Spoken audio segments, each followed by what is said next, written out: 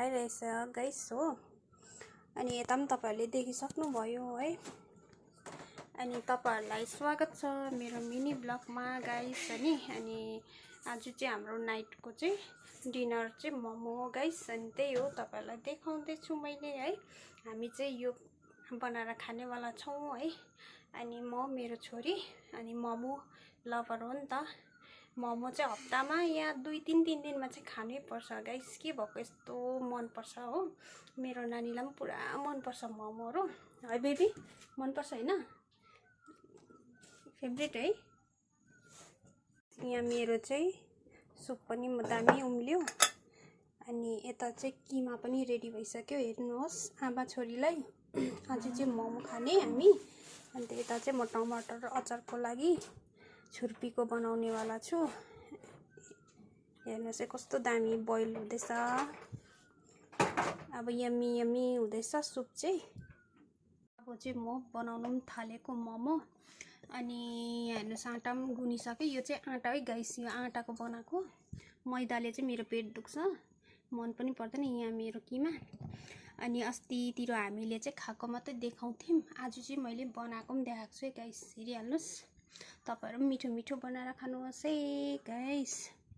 हजुरहरुले पनि अचार पनि हेरिहाल्नुस् छुर्पीको है गाइस। यो त पिरो छुर्पीको अचार। अनि तपाईहरुलाई एकचोटी बनाएपछि देखाउने छु है गाइस। हेर्नुहोस् साथी हो कस्तो टेस्टी देखिरहेछ अचार। तपाईहरु पनि बनाएर खानु सक्नुहुनेछ। यसमा चाहिँ खोर्सानी अनि अलिकति अदुवा हालेको छु। अनि उयो अदुवा खोर्सानी नुन त्यति मात्रै हालेको छु। अनि लास्टमा चाहिँ टमाटर पिसेर छुर्पी छरेको छु गाइस।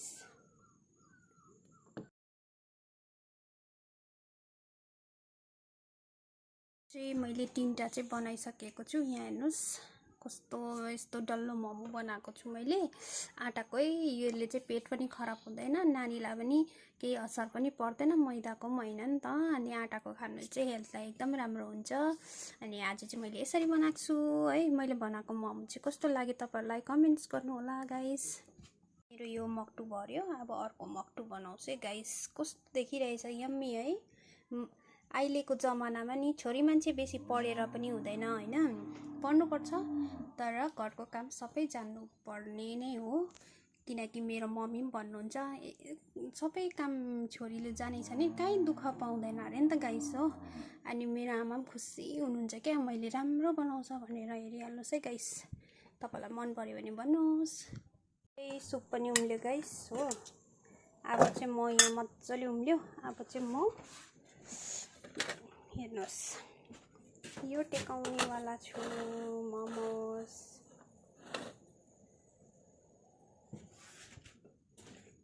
मोमोस हेरिहाल्नुस्।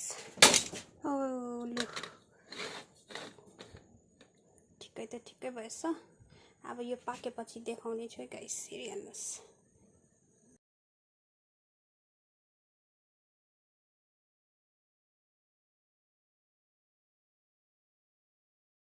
मेरो मोमो पाक्नु लागेको छ गाइस। हेरिहाल्नुस् कस्तो दामी भएछ। पाक्यो होला। अब चाहिँ म खोलेर हेर्छु गाइस। हेर्नु पर्यो खोलेर। वाउ पाकेछ। अब चाहिँ लटक्क भएछ। क्या जुसी देखिरहेछ हेर्नुहोस् त।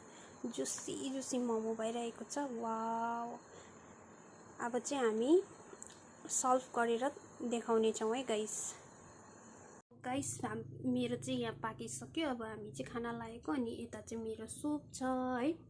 यो सुपमा चाहिँ यस्तो देखिरहेछ। यहाँ चाहिँ मैले फिटेको छुइनँ है।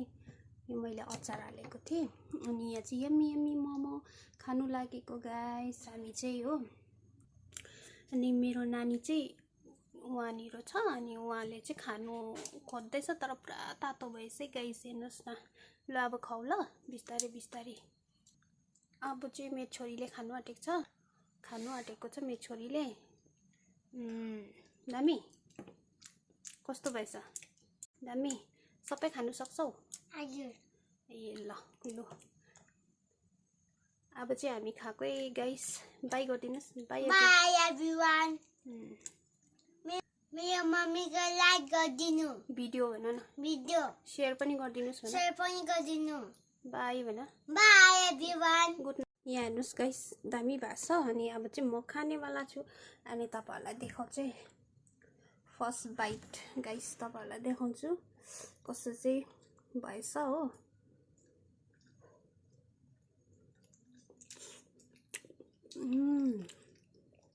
हेर्नुहोस् कस्तो जुसी झर्यो हो।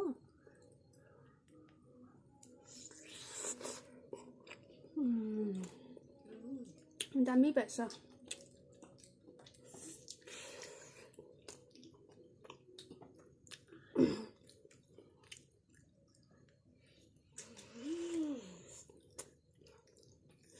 Nice.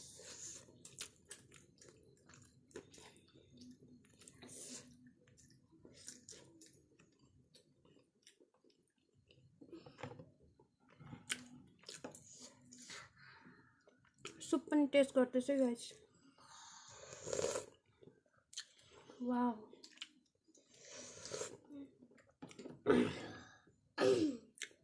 कस्तो मिठो भएछ।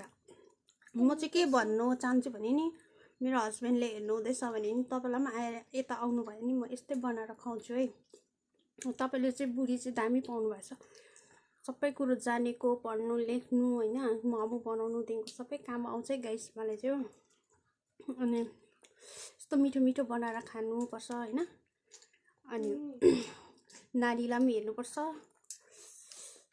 कस्तो यम्मी भएछ।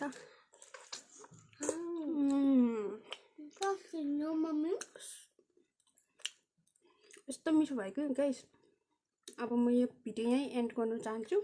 अनि तपाईँहरूलाई मन पर्यो भने लाइक गरिदिनुहोस्, सेयर पनि गरिदिनुहोस् है। By everyone, good night.